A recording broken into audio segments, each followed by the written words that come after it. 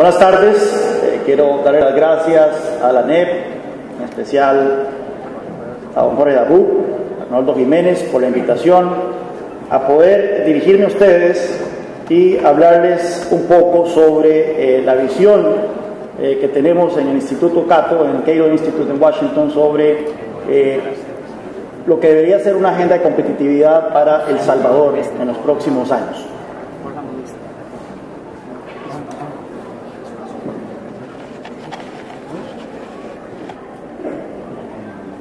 Ahí está. Bueno, empecemos. ¿Dónde apunto? Ahí está. Empecemos nada más por ver un poco este gráfico que podría parecer un poco fuera de contexto, que nos vayamos 100 años atrás a ver el desempeño de la pobreza en el tiempo alrededor del mundo. Pero creo que es importante ver esto en el contexto de la discusión que se está teniendo en El Salvador sobre cuál es la mejor manera de combatir la pobreza, si es mediante crecimiento económico o si es mediante subsidios y asistencialismo social. Como ustedes pueden ver, alrededor del mundo la pobreza ha venido cayendo de manera significativa en los últimos 100 años. En el año 1910, el 65% de la población mundial vivía con menos de $1 al día, con el equivalente de menos de $1 al día, y hoy día esa proporción de personas ha caído a menos de un 19% según datos del Banco Mundial. De 1980 a la fecha hemos incluso visto un fenómeno quizá único en la historia de la humanidad, y es que 660 millones de chinos salieron de la pobreza en tan solo una generación. Un fenómeno que probablemente no se repetirá nunca jamás en la historia de la humanidad.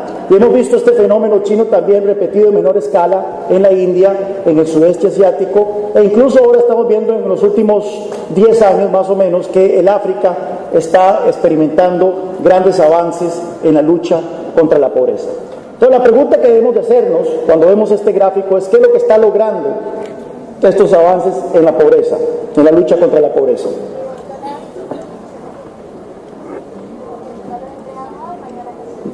Este estudio salió publicado en agosto del año pasado por 3 economistas del Banco Mundial, y ellos analizaron los datos en combate a la pobreza de 118 países alrededor del mundo y encontraron que la mejora en los ingresos de ese 40% más pobre de las poblaciones en estos 114 países, el 80% de las mejoras en los ingresos se debía a crecimiento económico y únicamente un 20% a asistencia social, a subsidios. Es decir, estos grandes avances que hemos logrado alrededor del mundo en los últimos 100 años, pero especialmente en los últimos 30 años, se deben a crecimiento económico. Y es por lo tanto donde debería centrarse la atención de los tomadores de decisiones, de los hacedores de política de los diferentes países, cómo acelerar el ritmo de crecimiento económico de tal forma que más gente salga de la pobreza. Lamentablemente, creo yo que en muchos de nuestros países en América Latina hay un énfasis excesivo en la discusión sobre subsidios, en la discusión sobre asistencialismo social y demás, cuando la mejor política social es una economía que crece y una economía que genera empleos de calidad y por lo tanto mayor calidad de ingreso en las poblaciones de los diferentes países. Con esto en mente es que quiero presentarles una investigación que publicamos de manera anual en el Instituto Cato, que es el Índice de Libertad Económica del Mundo.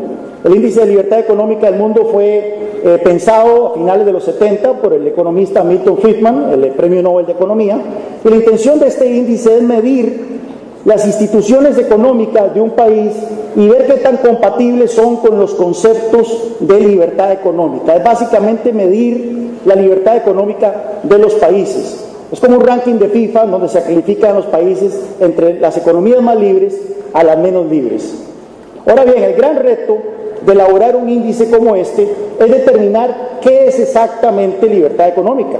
Y es que existen muchísimas confusiones, especialmente en las discusiones que nosotros podemos ver a veces a nivel político o en la prensa sobre qué es exactamente libertad económica. Mucha gente cree que firmar un tratado de libre comercio con Estados Unidos ya hace a un país una economía libre, o que bajar impuestos ya hace a un país una economía libre, cuando el concepto de libertad económica es un concepto mucho más complejo, que incorpora muchísimos más factores que debemos de prestarle atención. Cuando los académicos, liderados por Friedman, detallaron cuáles son estos aspectos, estos grandes componentes de la libertad económica, identificaron 5 de ellos. Uno de ellos es el tamaño del Estado.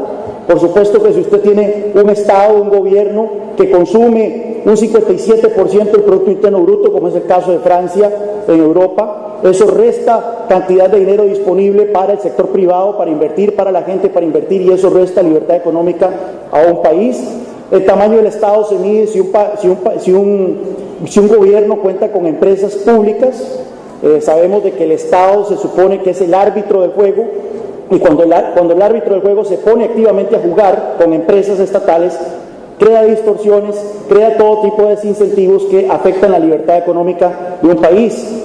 En el tamaño del Estado también se mide la cantidad de impuestos, los niveles impositivos. ¿Qué tan altos son los impuestos de un país? ¿Qué tan confiscatorios son? Y de tal forma que tanto dinero el gobierno le permite a la gente mantener una vez que lo ha producido. Estos son los grandes temas que se califican dentro del tamaño del Estado. Luego está el respeto a la propiedad privada y el Estado de Derecho. Nótese que muchas veces cuando uno promueve la libertad económica, lo acusan a uno de ser un anarquista, de no creer en el gobierno, de no creer en el Estado. No, de hecho tener un Estado, y un Estado que garantice la justicia, que garantice el respeto a la propiedad privada, es uno de los grandes componentes de la libertad económica. Dentro de este componente se califica la confiabilidad de la policía, se califica la protección a la propiedad privada, se califica los costos del crimen al sector productivo, la interferencia del ejército o las fuerzas militares en asuntos políticos y jurídicos, la imparcialidad de las cortes y la independencia del poder judicial dentro de este componente de respeto a la propiedad privada y Estado de Derecho. El siguiente componente es el tema de estabilidad monetaria.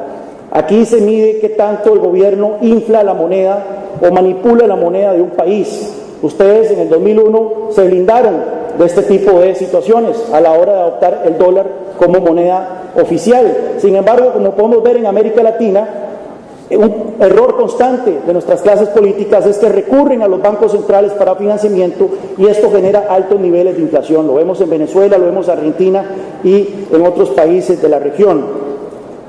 Cuarto punto de la libertad económica es la libertad de comercio internacional. Si se permite el libre comercio entre los habitantes de la nación de Marras, o sea, El Salvador, y la gente de otros países. Aquí se miden los niveles arancelarios, es decir, los impuestos a las importaciones. Se miden también las trabas no arancelarias, que cada vez son más comunes, y por ejemplo es uno de los principales trabas aquí en El Salvador. Y se mide también la movilidad de capitales, si existe control de capitales que impida que la gente pueda mover su plata allende fronteras. Y finalmente está el tema de las regulaciones en el campo comercial, regulaciones en el campo laboral y regulaciones en el tema del crédito. ¿Qué tan fácil es abrir una empresa? ¿Qué tan fácil es contratar gente? ¿Qué tan fácil es despedir gente? ¿Qué tan fácil es acceder al crédito? Etcétera. Como ustedes pueden ver, el concepto de libertad económica no puede ser simplificado a simplemente un área de política pública. Y podemos tener entonces en cuenta este concepto cuando tenemos discusiones sobre, por ejemplo, modelos en otros países. Por ejemplo, en América Latina, los socialdemócratas son muy dados a presentar a los países escandinavos como ejemplos de éxito cuando tienen altos niveles de gasto, cuando tienen altos niveles impositivos. Y los socialdemócratas en América Latina dicen, mirad, debemos copiar a los suecos, porque tienen impuestos altos y estados grandes. El problema con los socialdemócratas en América Latina es que ellos solo quieren copiar de los suecos sus niveles impositivos o el tamaño de sus estados. Porque si nosotros vemos a los países escandinavos cuando se trata de Estado de Derecho, cuando nosotros vemos a los países escandinavos cuando se trata de estabilidad monetaria, cuando se trata de libertad de comercio internacional, cuando se trata de sus regulaciones sobre el sector comercial y sobre el sector laboral, vemos que estos son de los países más abiertos en el mundo. Y es por eso que tenemos que entonces tener muy presente este concepto de la libertad económica y lo que implica. Utilizando este modelo, se puede entonces hacer este ranking de cuáles son los países más libres, más abiertos en el mundo. Vean ustedes, el primer país es Hong Kong y Singapur, los dos primeros países son Hong Kong y Singapur, dos ciudades-estado, que más tarde vamos a estar analizando el tema de las sedes y las ciudades-estado. Después tenemos a Singapur, Suiza, Emiratos Árabes Unidos, las Islas Mauricio, Finlandia, Bahrein, Canadá y Australia. Como ustedes pueden ver, no hay ningún determinismo étnico, no hay ningún determinismo religioso, no hay ningún determinismo de nacionalidad particular, de tipo demográfico, en cuanto a qué países tienen instituciones compatibles con la libertad económica. El único criterio más o menos en común que tienen todos estos países es que son naciones pequeñas, la mayoría de ellas, con la excepción de Australia y Canadá, lo cual es un incentivo para ustedes aquí en El Salvador para entrar en esa lista de los 10 países con mayor libertad económica. Aquí podemos ver a los 10 países con menor libertad económica, y aquí sí vemos cierto determinismo, al menos geográfico. De estos 10 países, 7 quedan en el África subsahariana. Las únicas excepciones son Algeria, Myanmar y Venezuela. Venezuela siendo la economía menos libre del planeta, de acuerdo a los datos de este estudio. Ahora bien, ustedes me preguntarán, ¿dónde está Cuba y dónde está Corea del Norte? Bueno, el hecho de que este estudio se utilice, para hacer este estudio se utilice información y criterios de organismos internacionales, de otros entes respetados como Transparencia Internacional, el Fondo Monetario Internacional, el Banco Mundial, la Organización Mundial del Comercio, es necesario que estos datos sean fiables. Y es por eso que en ciertos países no existe información fiable. Nadie sabe cuál es el nivel de gasto público de Corea del Norte, por ejemplo. Entonces, ciertos países quedan excluidos de este estudio, pero para aquellos de los cuales existe información, Venezuela es el país con menos libertad económica en el mundo. Veamos la relación entre libertad económica y desarrollo económico. Lo bueno de este ejercicio es que luego podemos utilizar estos datos del índice de libertad económica y ver ciertos indicadores de desempeño económico o desempeño en los índices de desarrollo humano y ver cuál es la relación que existe entre libertad económica y estos indicadores. Vean ustedes, cuando vemos el ingreso per cápita de las naciones de acuerdo a su libertad económica, notaremos que los países con mayor libertad económica, los que se ocupan ese 25% con mayor libertad económica, cuentan con niveles de ingreso per cápita muy superiores a las otras naciones que tienen menores niveles de libertad económica. ¿Por qué? Porque son países que crecen más rápido. En promedio, el crecimiento económico de estos países es más acelerado que los países con menos libertad económica. A ustedes les parecerá poca esta diferencia, verán que es menos de un punto porcentual, pero un punto porcentual llevado en el tiempo es la diferencia entre el subdesarrollo o el desarrollo. Y es por eso tan importante que estos puntitos que se les puede robar aquí y allá al crecimiento económico se materialicen en el tiempo.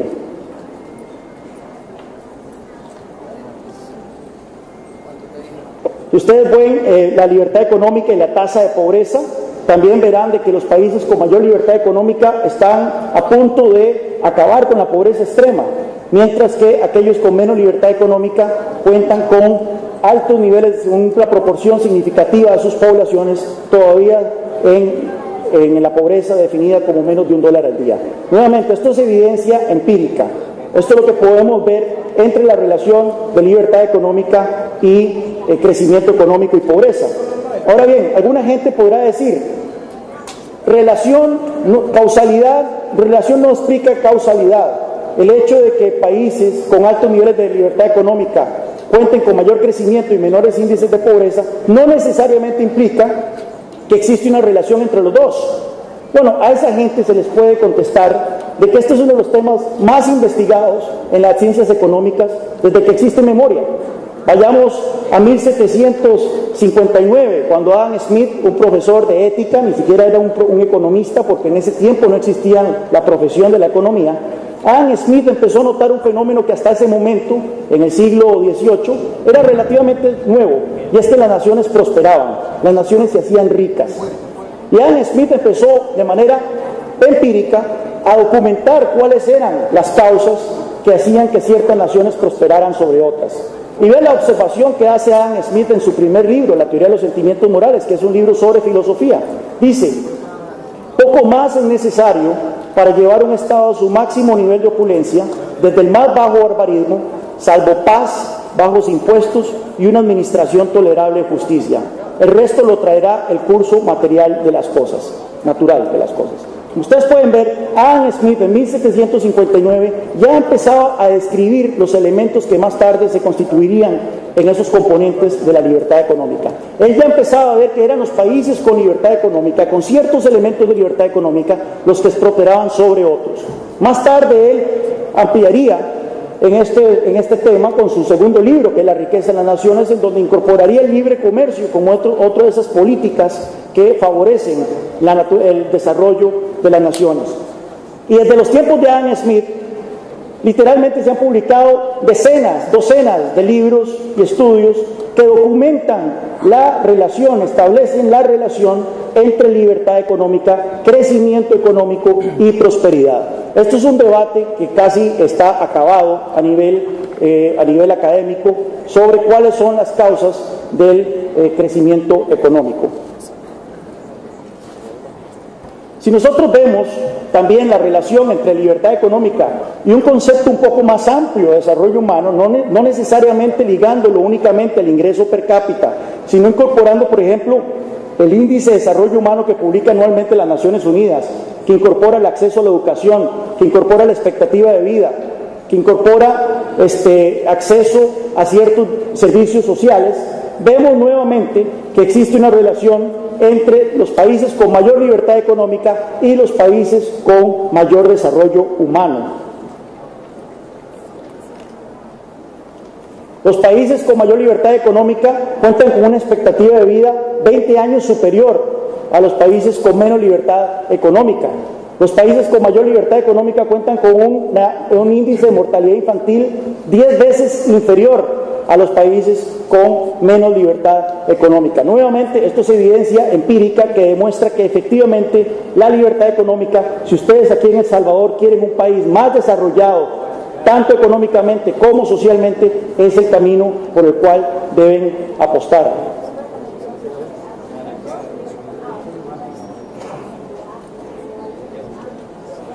También está el tema de las libertades políticas, las libertades civiles y la relación con libertad económica. Mucha gente hace la salvedad de que ellos creen en las libertades civiles y políticas, pero no creen en la libertad económica, cuando en realidad son dos caras de la misma moneda. Por ejemplo, si ustedes toman el índice sobre derechos políticos y libertades civiles que publica Freedom House, que es un instituto en Washington, y lo comparan con el índice de libertad económica, nuevamente vemos una relación. Milton Friedman decía que la libertad política y la libertad económica son dos caras de la misma moneda.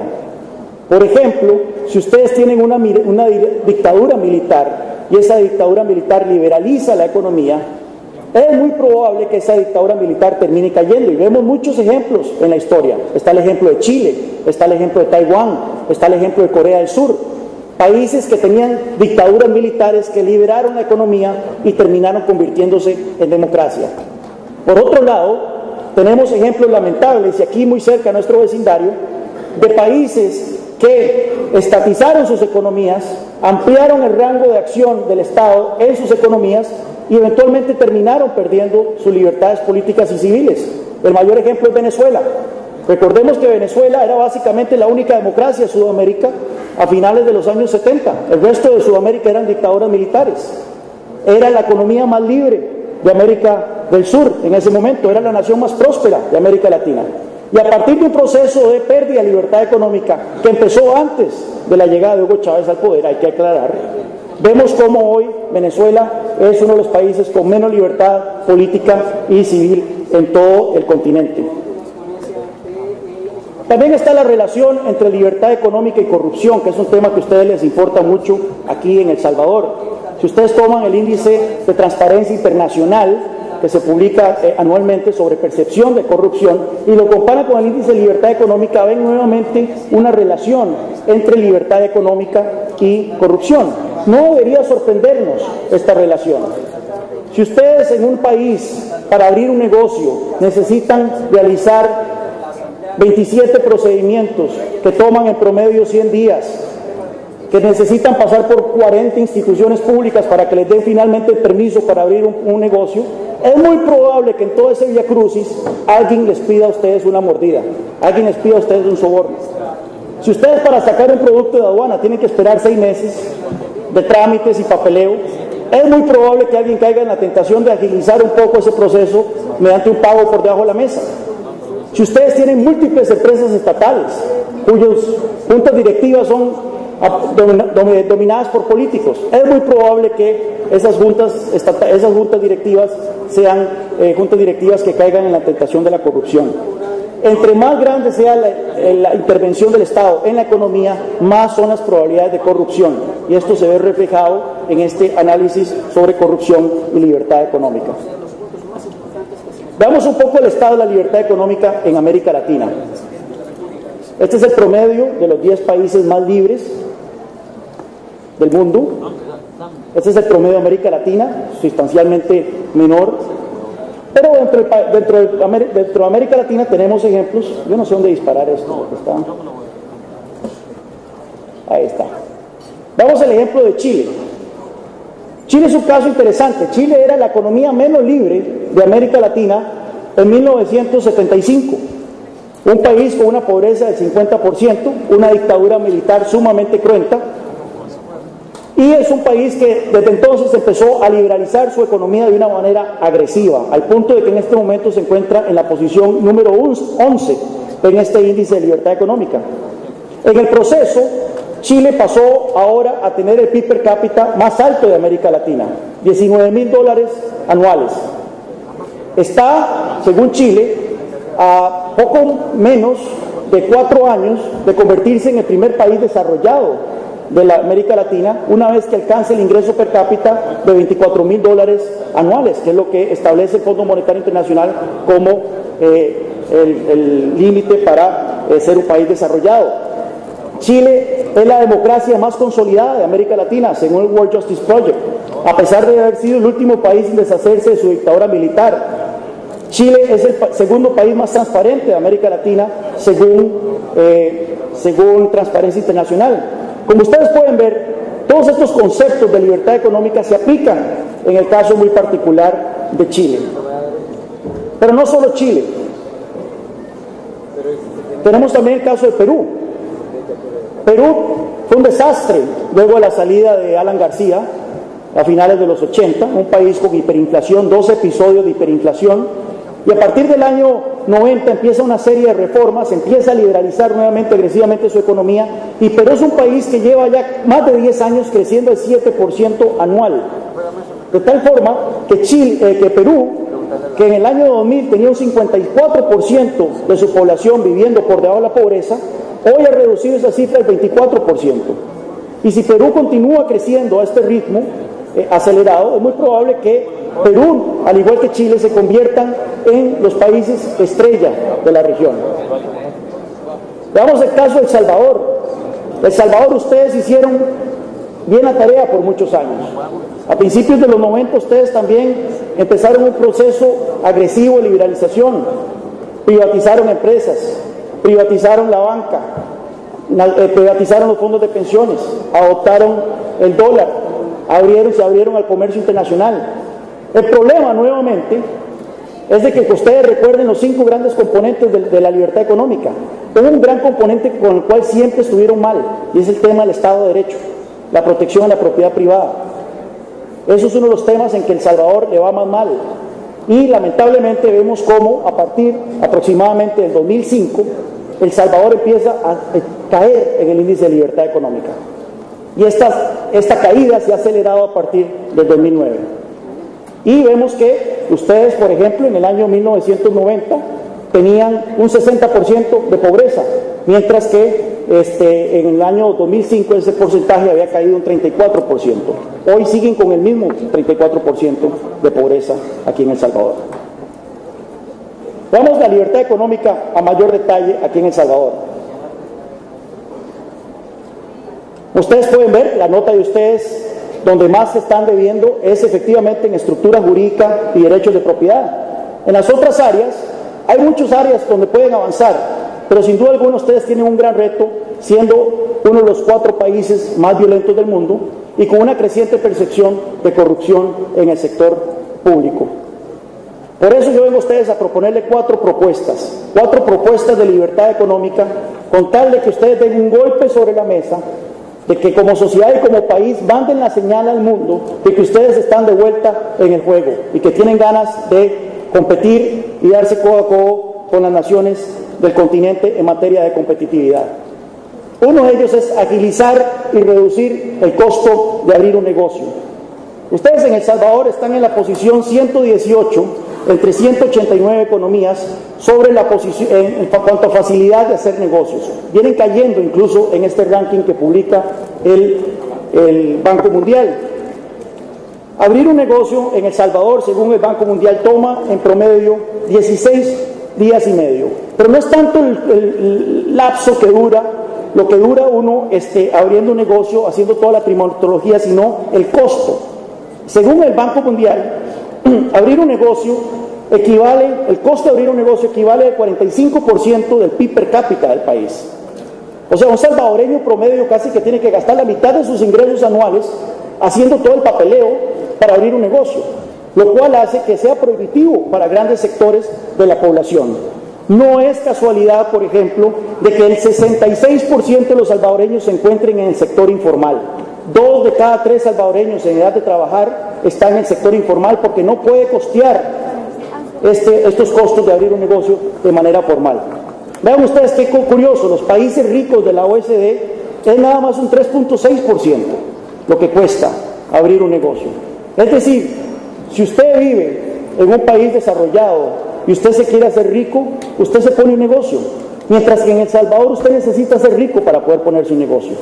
Esto es algo que definitivamente tenemos que cambiar, tenemos que democratizar el emprendimiento en El Salvador. Sugerencia, ¿por qué ustedes no copian, por ejemplo, el ejemplo de Nueva Zelanda? En Nueva Zelanda abrir un negocio toma una tarde, ni siquiera un día, una tarde, un solo procedimiento, y el costo promedio de ese procedimiento es de 0.3% del ingreso promedio de un neozelandés. Copiemos aquí en El Salvador el ejemplo de Nueva Zelanda. El otro ejemplo, la otra propuesta es que ustedes como país deberían aspirar a incorporarse a la Alianza del Pacífico, este bloque comercial que incluye Chile, a Perú, a Colombia y a México. Son las economías con la vocación más aperturista de atracción de inversión extranjera y de crecimiento económico. Bueno, El Salvador debería aspirar a formar parte de este bloque y debería tratar de facilitar el comercio internacional. Vean el ejemplo de otro país pequeño, Estonia. Estonia, recién independizado de la Unión Soviética en 1992, decidió tomar una medida bastante radical. Eliminó todos los aranceles a la importación. Se abrió por completo al comercio internacional, apertura unilateral total.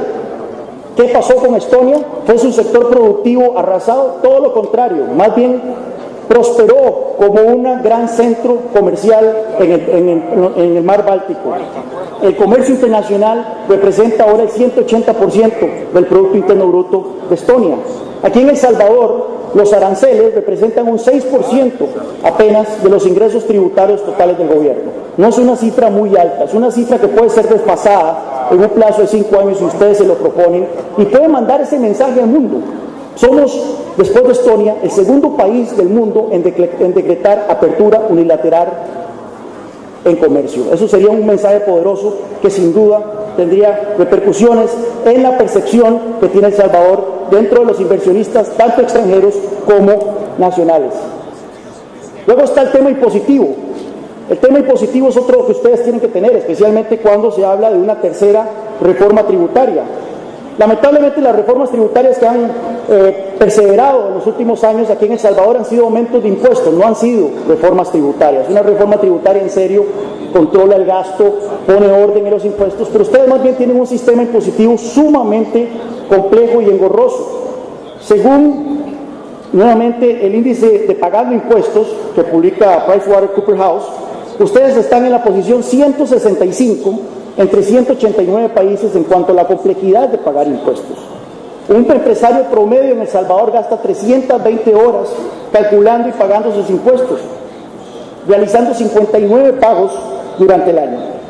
Vean qué curiosos, no sé si ustedes han oído el concepto de la curva de Laffer. La curva de Laffer establece de que, llegado a cierto punto de la tasa tributaria, la tasa impositiva, los ingresos que el gobierno recibe por concepto de ese impuesto más bien empiezan a caer.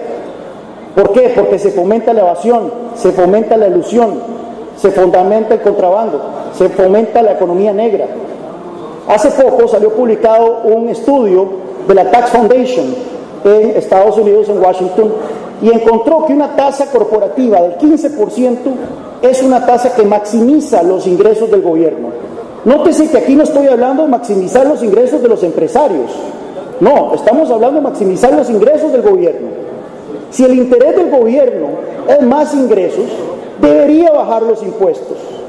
La tasa óptima, al parecer, es un 15%. Actualmente en El Salvador es un 30%. Y tenemos ejemplos a nivel mundial de esta experiencia.